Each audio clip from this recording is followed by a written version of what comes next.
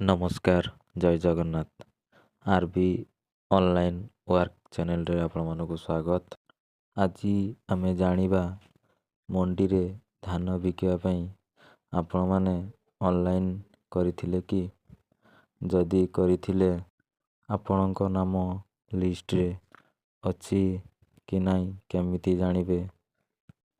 ଭିଡ଼ିଓଟିକୁ ଶେଷ ପର୍ଯ୍ୟନ୍ତ ଦେଖନ୍ତୁ ଆଉ ନିଶ୍ଚିତ ଜାଣିପାରିବେ ଆପଣଙ୍କର ନାମ ଅଛି କି ନାହିଁ। ଆଉ ଯଦି ଭିଡ଼ିଓଟି ଭଲ ଲାଗିଥାଏ ତାହେଲେ ଲାଇକ୍, ସେୟାର, କମେଣ୍ଟ ଆଉ ସବସ୍କ୍ରାଇବ୍ କରିବାକୁ ଭୁଲିବେ ନାହିଁ।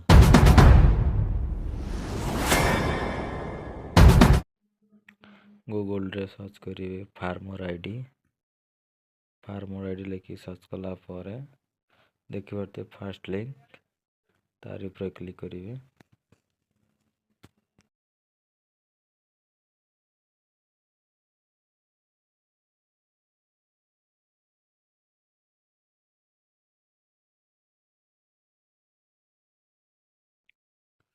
ତାପରେ ଏଠି ଦେଖିପାରୁଥିବେ ଫାର୍ମର ଆଇ ଡି ଷ୍ଟାଟସ୍, ତାରି ଉପରେ କ୍ଲିକ୍ କରିବେ।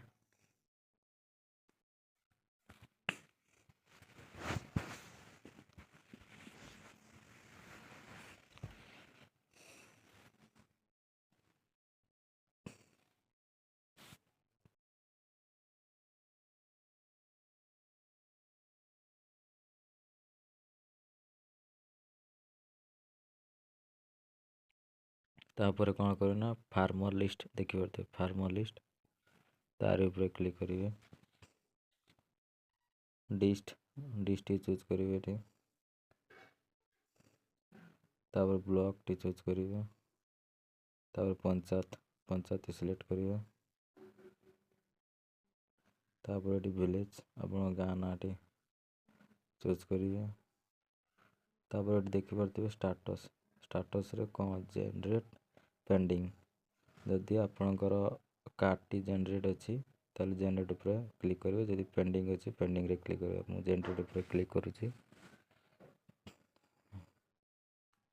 ତାପରେ ଏଠି କ୍ୟାପଚାଟି ପକାଇବେ, କ୍ୟାପଚା ଯାହା ଥିବ ପକାଇବେ।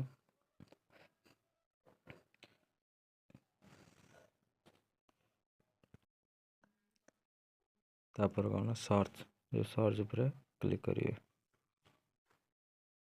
ଏଠି ଦେଖିପାରୁଥିବେ ଫାର୍ମର ଆଇ ଡି ପଳେଇ ଆସିଛି, ଯେଉଁ ଭୋଟର ଆଇ ଡି ଯେଉଁଟା ସେଇଟା ହେଉଛି ଆପଣଙ୍କର ଫାର୍ମର ଆଇ ଡି। ତାରି ଉପରେ ସେ ବ୍ଲୁ ଲିଙ୍କ ଉପରେ କ୍ଲିକ୍ କଲେ ଆପଣ କାର୍ଡ଼ଟି ପୁରା ଦେଖିପାରିବେ। ଆପଣଙ୍କ ଗାଁରେ ଯେତେ ଜଣଙ୍କ ନାଁରେ ଫାର୍ମର ଆଇ ଡି ଥିବ ସେଇ କାର୍ଡ଼ ଏଠି ଲିଙ୍କ ଉପରେ କ୍ଲିକ୍ କଲେ ଜାଣିପାରିବେ। ମୁଁ ଏଠି ଗୋଟେ ଲିଙ୍କ ଉପରେ କ୍ଲିକ୍ କରି ଆପଣମାନଙ୍କୁ ଦେଖାଇ ଦେଉଛି।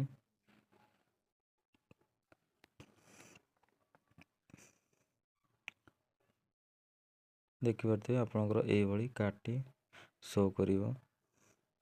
ଆପଣଙ୍କୁ ଯଦି ଏଇଭଳି କାର୍ଡ଼ଟି ଶୋ କରେ ତାହେଲେ ଆପଣଙ୍କ ପାଖକୁ ନିଶ୍ଚିତ ଆପଣଙ୍କ ମଣ୍ଡିରୁ ଧାନ ବିକିବା ପାଇଁ ଟୋକନ୍ ନମ୍ବର ଆସିଲେ ଆପଣ ମଣ୍ଡିରେ ଧାନ ବିକ୍ରି କରିପାରିବେ। ଭିଡ଼ିଓଟିକୁ ଶେଷ ପର୍ଯ୍ୟନ୍ତ ଦେଖିଥିବାରୁ ଆପଣମାନଙ୍କୁ ବହୁତ ଧନ୍ୟବାଦ। ଯଦି ଭିଡ଼ିଓଟି ଭଲ ଲାଗିଥାଏ ତାହେଲେ ନିହାତି ଲାଇକ୍, ସେୟାର, କମେଣ୍ଟ ଆଉ ସବସ୍କ୍ରାଇବ୍ କରିବାକୁ ପଛେଇବେ ନାହିଁ। ନମସ୍କାର, ଜୟ ଜଗନ୍ନାଥ।